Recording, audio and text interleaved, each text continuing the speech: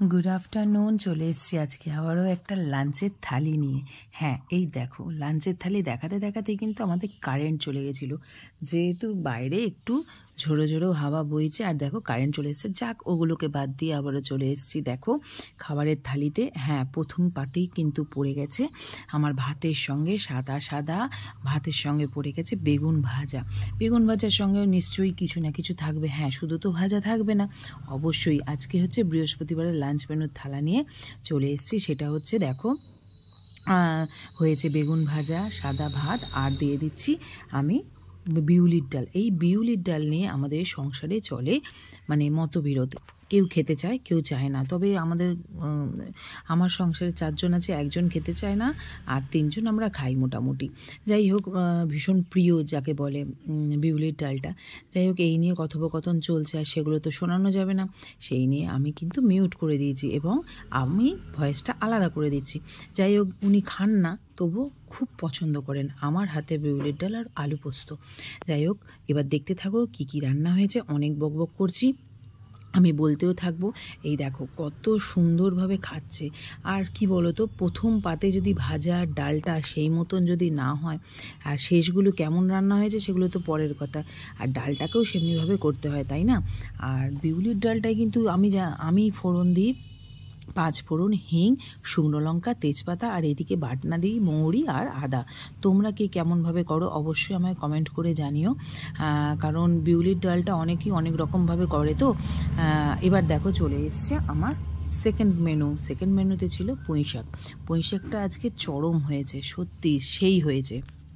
যেহেতু প্রথম করছি আর সমস্ত রকম সবজি যা যা পুঁইশাকে দরকার সেগুলো যদি পড়ে, মানে পুঁইশাকটাও ভীষণ ভালো হয়। আমি দিয়েছিলাম ঝিঙে, বেগুন, আলু, কুমড়ো, এই দিয়েই কিন্তু আমি আজকে পুঁইশাকটা করে নিয়েছিলাম। আর হ্যাঁ, পুঁইশাকের মধ্যে ডাঁটার ভাগটা কম ছিল আর শাকের ভাগটা বেশি ছিল। আমরা খুব একটা ডাঁটা পুঁইশাকের পছন্দ করি না, তাও চিবোতে ভীষণই ভালো লাগে ডাঁটা যেহেতু। তো উনিও চিবোচ্ছেন, যেনাকে দিয়েছি, তো বলছে না এটাও সেই স্বাদ হয়েছে, কারণ পুঁই শাকটা উনি 2বার করে নিয়েছেন। আমি আবারও দেখিয়ে দিলাম থালাতে কি কি আছে।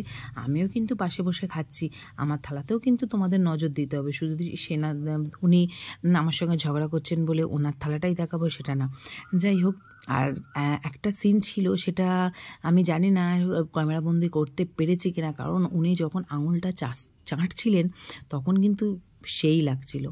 যাই হোক, আমিও নিয়ে নিয়েছি। এদিকে দেখো পুঁই শাক দিয়ে আর বিউলির ডাল দিয়ে। আর বিউলির ডালটা আমি ভীষণ ঘন করে ফেলেছিলাম, আর আমার একটু ঘন ঢালই পছন্দ। আর মেয়ের বাবা কিন্তু ঘন ডাল খায় না, ওরা সাদা মাটা একদম পাতলা একটু পছন্দ করে। যেহেতু বিউলির ডাল খুব একটা পাতলা খাওয়া যায় না, সেহেতু আমি একটু ঘনই করে ফেলেছিলাম। আমি আর আমার ছেলে কিন্তু বিউলির ডাল না, যে কোনো ডালই, ডালের যে তলাটা থাকে সেটা থেকে আমরা নিই আর ওপরের জলটা দুজনে নেয়।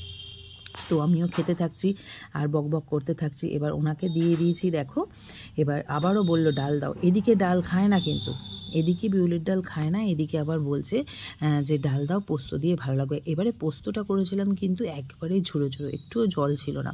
এবারে জলটাকে মানে, আর এই রকম শুকনো পোস্ত করতে কিন্তু ধিমে আঁচে করতে হয়।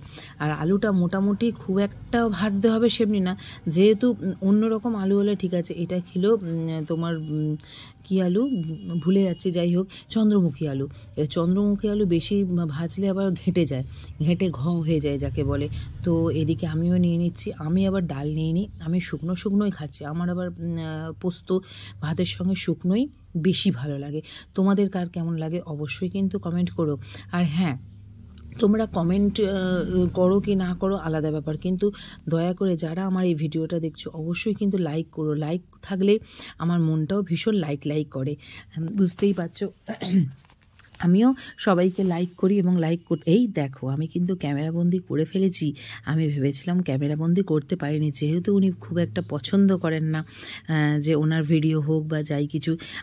তো ক্যামেরাবন্দি করেছি এবং কথোপকথনও চলছিল। উনি বলছিলেন যে যদি এটা কেটে না দাও তাহলে কিন্তু আমি তোমার ভিডিওতে গিয়ে অন্য কমেন্ট করব। যাই হোক, আমাকে ভয় দেখাচ্ছিল, আমি সেভাবে তো তুলিনি, তো আমি জানি সেভাবে কিছু বলবে না। এই দেখো আমি কিন্তু কথা বলতে বলতে এত খিদে পেয়ে যাচ্ছে, মানে মনের খিদে যেন ভরছেই না। আবারও একগাল ভাত নিয়ে কিন্তু আমি শুকনো শুকনো আলু দিয়ে খেতে থাকলাম।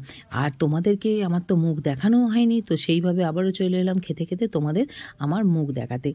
তো আমি আমি খাচ্ছি না অন্য কেউ খাচ্ছে, সে তো তোমাদের দেখাতে হবে। এই দেখো আমি কিন্তু সেই খাচ্ছি। হ্যাঁ, সত্যি কথা বলতে হয়তো নিরামিষ, কিন্তু এই ডাল পোস্ত হলে ওহো সেই স্বাদ। হুম। তো চলো দেখতে থাকো, কার কেমন লাগলো অবশ্যই কমেন্টে করে জানিও। আর হ্যাঁ, এরপরে কিন্তু শেষ নেই, এরপরে কিন্তু আছে চাটনি। হ্যাঁ, নিরামিষ রান্নাতে চাটনি না হলে কি পোষায়? আমার তো ভালো লাগে না। কার কেমন লাগে অবশ্যই কিন্তু বলো। আবারও বললাম, এই দেখো কারেন্ট চলে যাচ্ছে, আবারও আসছে। কারেন্টটাও সেইভাবে খাবার সময় খুব ডিস্টার্ব করছিল। আর কি বলবো বলো। তো চলো দেখতে থাকো।